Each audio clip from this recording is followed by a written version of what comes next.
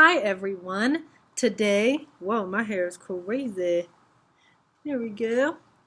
Okay, today we are starting with a chapter called Trick or Treat. And remember, I am Sylvia, okay? August said he wasn't feeling well enough to go trick-or-treating later in the afternoon, which was sad for him because I know how much he loved to trick-or-treat, especially after it got dark outside.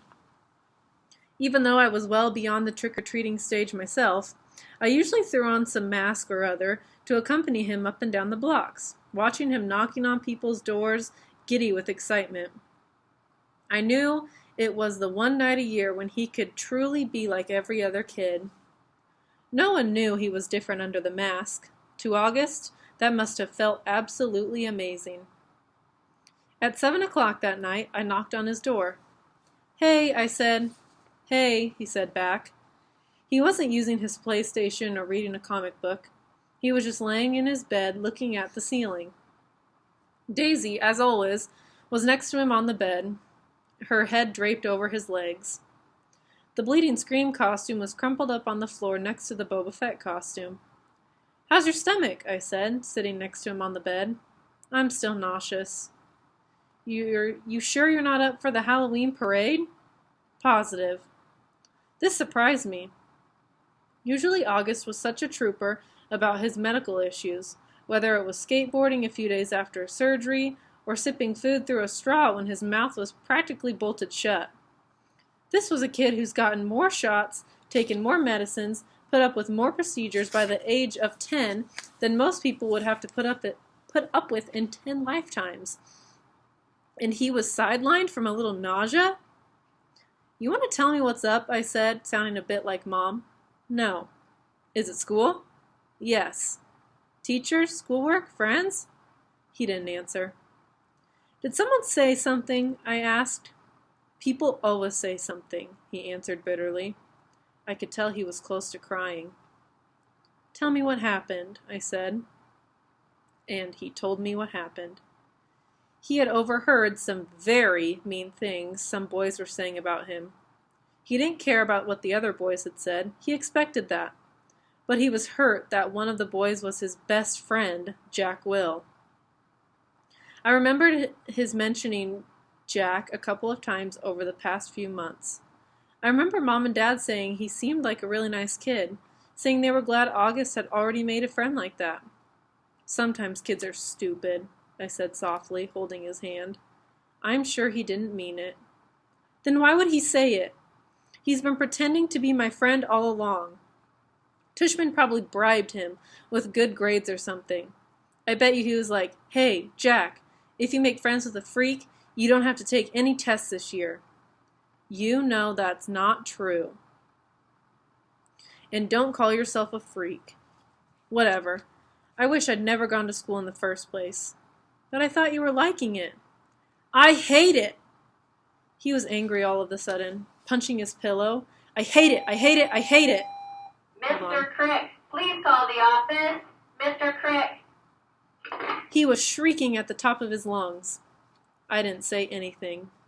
I didn't know what to say. He was hurt. He was mad. I let him have a few more minutes of his fury. Daisy started licking the tears off of his face. "Come on, Augie," I said, patting his back gently. "Why don't you put on your Jango Fett costume and—" "It's a Boba Fett costume! Why does everyone mix that up?" "Boba Fett costume," I said, trying to stay calm. I put my arm around his shoulders. "Let's just go back to the parade, okay? If I go to the parade, Mom will think I'm feeling better and make me go to school tomorrow." "Mom would never make you go to school," I answered. "Come on, Augie. Let's just go. It'll be fun, I promise. And I'll let you have all my candy." He didn't argue. He got out of bed and slowly started pulling on his Boba Fett costume. I helped him adjust the straps and tighten the belt, and by the time he put his helmet on, I could tell he was feeling better. Okay, this chapter is called Time to Think. August played up the stomachache the next day so he wouldn't have to go to school. I admit I felt a little bad for Mom, who was genuinely concerned that he had a stomach bug. But I had promised August I wouldn't tell her about the incident at school. By Sunday, he was still determined not to go back to school. "What are you planning on telling Mom and Dad?" I asked him when he told me this. "They said I could quit whenever I wanted to." He said this while he was still focused on a comic book he was reading. "But you've never been the kind of kid who quits things," I said truthfully. "That's not like you." "I'm quitting." "You're going to have to tell Mom and Dad why," I pointed out, pulling the comic book out of his hands so he'd have to look up at me while we were talking. "Then Mom will call the school and everyone will know about it." "Will Jack get in trouble?" "I would think so." "Good." I have to admit, August was surprising me more and more. He pulled another comic book off his shelf and started leafing through it. "Augie," I said, "are you really going to let a couple of stupid kids keep you from going back to school?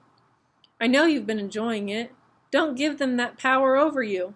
Don't give them the satisfaction." "They have no idea I even heard them," he explained. "No, I know, but—" "Via, it's okay. I know what I'm doing. I've made up my mind." "But this is crazy, Augie," I said empathetically, pulling the new comic book away from him too. "You have to go back to school. Everyone hates school sometimes. I hate school sometimes. I hate my friends sometimes. That's just life, Augie. You want to be treated normally, right? This is normal. We all have to go to school sometimes, despite the fact that we have bad days, okay?" "Do people go out of their way to avoid touching you, Via?" he answered, which left me momentarily without an answer. "Yeah, right. That's what I thought. So don't compare your bad days at school to mine, okay?" "Okay, that's fair," I said. "But it's not a contest about whose days are the worst, Augie. The point is, we all have to put up with the bad days. Now, unless you want to be treated like a baby the rest of your life, or like a kid with special needs, you'll just have to suck it up and go." He didn't say anything, but I think that last bit was getting to him. "You don't have to say a word to those kids," I continued. "August, actually, it's so cool that you know what they said, but they don't know what they said, you know?" "What the heck?" "You know what I mean. You don't have to talk to them ever again if you don't want to, and they'll never know why. See?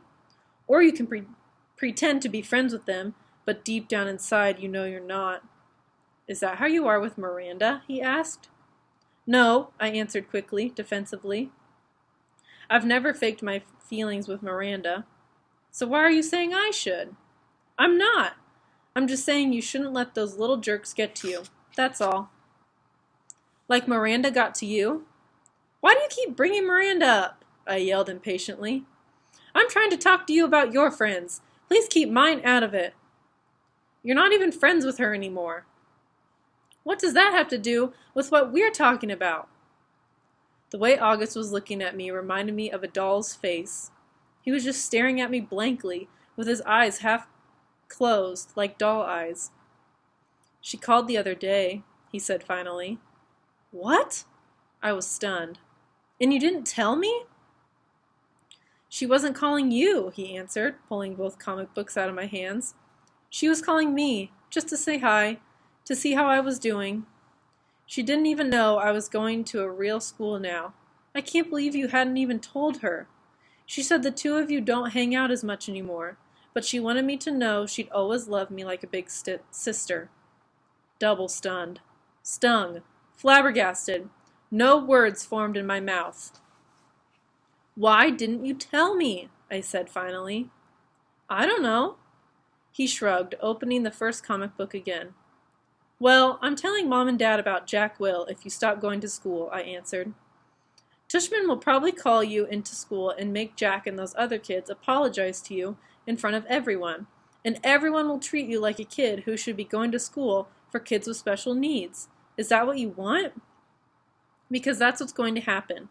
Otherwise, just go back to school and act like nothing happened.